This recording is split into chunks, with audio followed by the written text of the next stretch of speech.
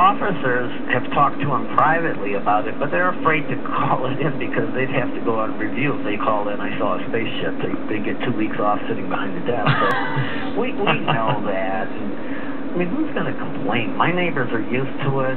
The rest of the people are shocked by it. And, I don't mind getting in trouble. I'm not going to get in trouble. Right. I'm not worried about it at all. It doesn't even cross my mind. We've driven it so many places. And, but I guess it's going to come up sometime when you're ready to take this to the next step or to start selling these.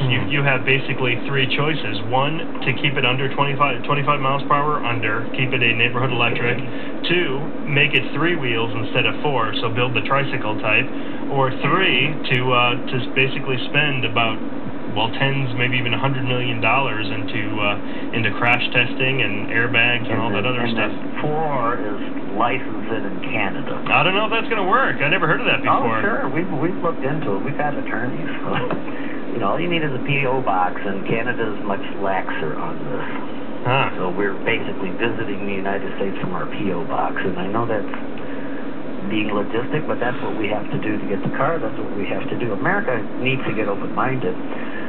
There's guys in my car club that have motorcycles that go 200 miles an hour, and they do the quarter second in 5.5 seconds.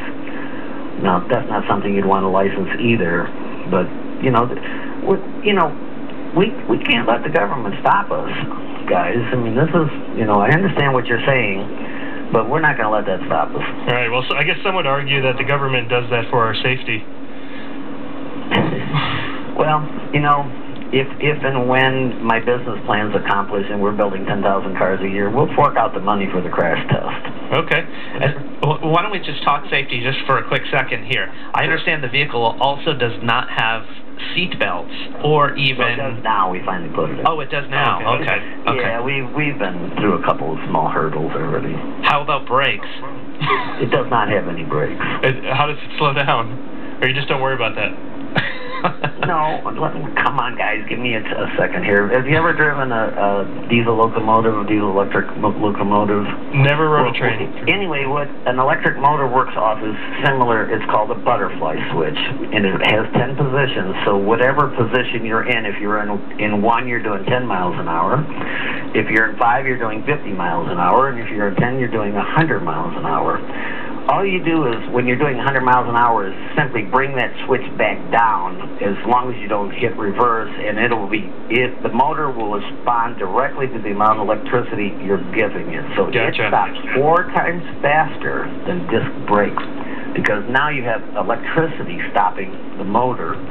There's no loss. It goes right to what you want it to do. If you need to do an emergency stop, you just push it in reverse, and those tires lock up and are actually going backwards. So and the weight of this car it's working for it because it's so heavy that it's rubber hitting the asphalt there. Right. So until you drive my car, you have no idea how when you pull that down to 10 miles an hour from 45, how immediately you're dipping. It's unbelievable. So one of the other problems we had was we took the car out and the tires blew out on it because it's so heavy, even on this one. Yikes. So I gel filled the tires myself, meaning I took GE silicone too and my air compressor and a power caulk gun, and I drilled a bunch of holes all the way around the outside of the tire, gel filled them. Now I get never going to have a flat, but I also get a real cushy ride like I didn't get before because it was so heavy that it was kind of jarring your teeth, but now it doesn't. So, we love trying different things. Good. More questions, guys? That's it for me, Ryan. I think I'm out of questions. This has been extremely interesting. Yeah. Well, thanks a lot for letting me come on. You bet. And, we like I say, we're very different. We're getting, people from all over the world calling us, and great. Well, do you want to tell our listening audience your website one more time? Our website is, of course, www, and you don't need that, DreamCar, DREAMCAR, numbers 123.com. And on the webpage, you're going to see this car driving around at night, and man, does it look like a spaceship. So we were nervous about that at first, but we're really excited about the acceptance that we've got. We've got very, very little criticism, it's very hard to criticize somebody like us that are trying to do something, and we understand we're far out there, but we don't see any problem with that. So please go to the webpage and take a look at what we're doing. Okay, we will. Greg, thank you very much once again for being with us. Thank you, Mr. Zanis. We appreciate you. Take care. Thanks for having me on, guys. You bet. Take care. Bye. Okay, bye-bye.